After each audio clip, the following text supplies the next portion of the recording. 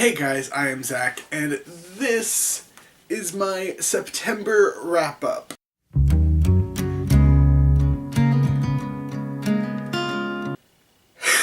I did it.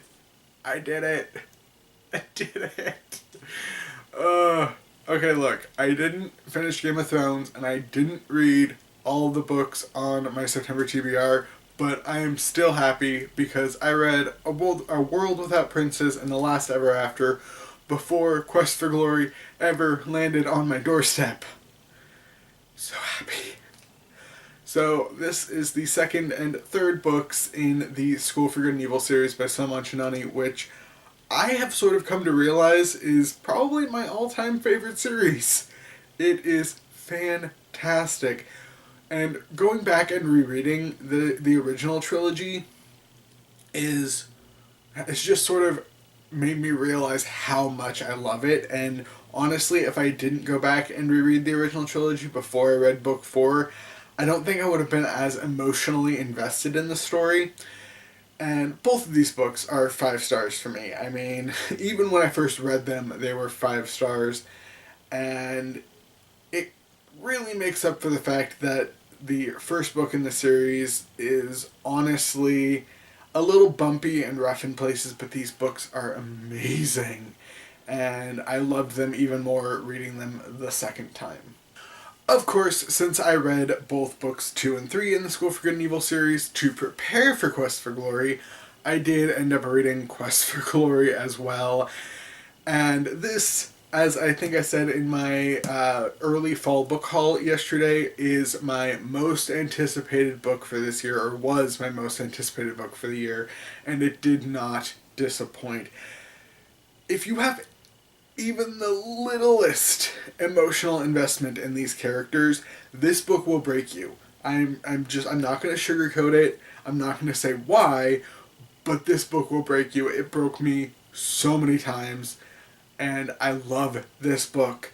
I love that the author decided to take a risk and really make sort of a dark story. And this book doesn't look like it contains a dark story. I mean, maybe here at the bottom a little bit, but overall it looks like it's a bright and happy and cheerful story. No, it is dark. I'm not going to go into it, but just if you want a great fantasy series, the School for Good and Evil will not disappoint. And this new trilogy, titled The Camelot Years, reads kind of a bit more like a YA fantasy series than the middle grade feeling that the original trilogy had, but I would say it's still appropriate for a middle grade audience.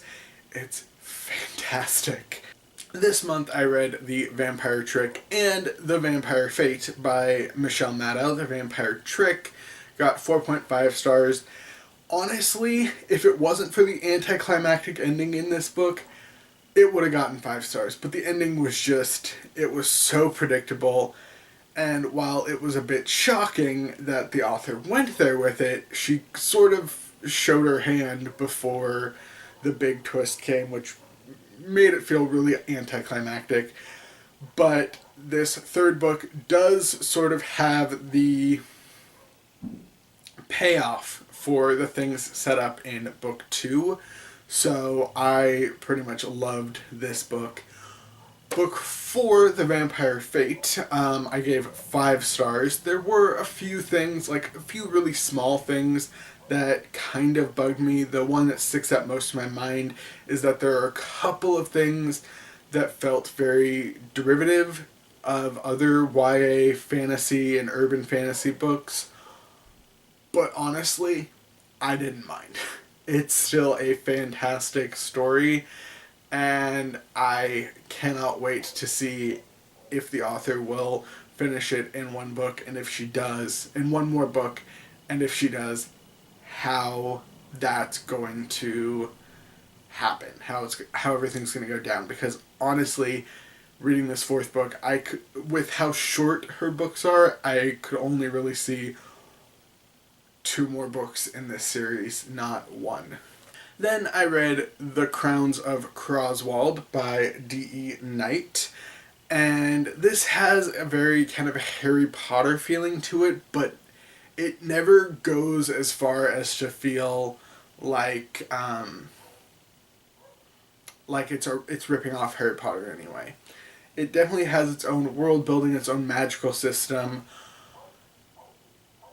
but I only gave it 4 stars because honestly the main character felt very kind of Mary Sue-esque, and there were some really confusing bits of world building in this book, but I am interested to see how book 2 is going to kind of continue this story, because there's definitely still a lot to tell in this world. I also read Horizon and Horizon Deadzone by Scott Westerfeld and Jennifer A. Nielsen, respectively. I gave both of these books 4 stars. They were really interesting books, but I don't know, it never hooked me in the way I was hoping it would. I did get pretty emotional during one scene in book 2, and I do really enjoy this story, and I will continue with it, but honestly, there's not that much to say about this series. It's about a group of kids who whose plane crash lands into what they think is like Canada or Alaska or something, but it's this like dense, hot jungle, and it's definitely more sci-fi than anything else, and it's really interesting because, you know, some of these kids die, and it's a really diverse cast of characters, but honestly, again, I wasn't emotionally invested in this book as much as I thought I would be, or in these books as I thought I would be. Then I read The Silver Mask by Holly Black and Cassandra Clare, which I gave 3 stars to. Honestly, I mean, there wasn't that much that went on in this book.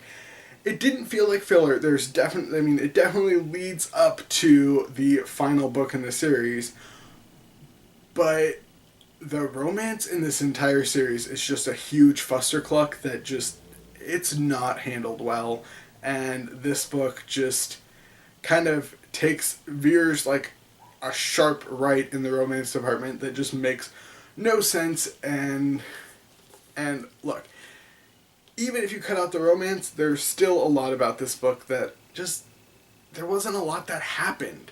It is a very short book, and for a penultimate book in a series, I was just hoping for something more, a bit bigger of a build-up that we just didn't really get. Finally, I read Mean Girls by Nicole Ostow, and I gave this book 4 stars. It is a great adaptation of the classic movie, but there just wasn't enough of anything to sort of make it really worth it if you're just a casual Mean Girls fan. I think if you're a really, really big Mean Girls fan, this book is definitely up your alley.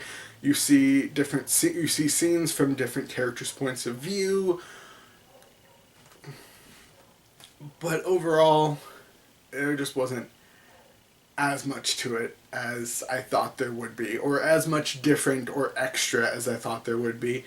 Honestly, since some of this is told in like text message and like school announcements and school newspaper type stuff, I sort of wish the entire thing was done that. Like if they pulled an Illuminae and had just a completely mixed media storytelling element, I think that would have gone over a lot better for me than just a direct novelization with a few little extra bits and some scenes from different characters' points of view. I totally forgot about a book, and it's like one of the best books I read this month. Oh, it's because I don't have a physical copy. So, finally, I read Cinderella Necromancer by F.M. Bowen, and I gave this book 5 stars. It's deliciously dark, and it's a Cinderella retelling with a necromantic twist that's perfect for Halloween. So if you're looking for a great, dark, gritty Halloween novel, but maybe you're into fairy tale retellings, I highly recommend this book. It is fantastic. And that is the true end to my September wrap up. So I hope you guys enjoyed this video. I hope you guys have an amazing day. And as always, happy reading. Bye.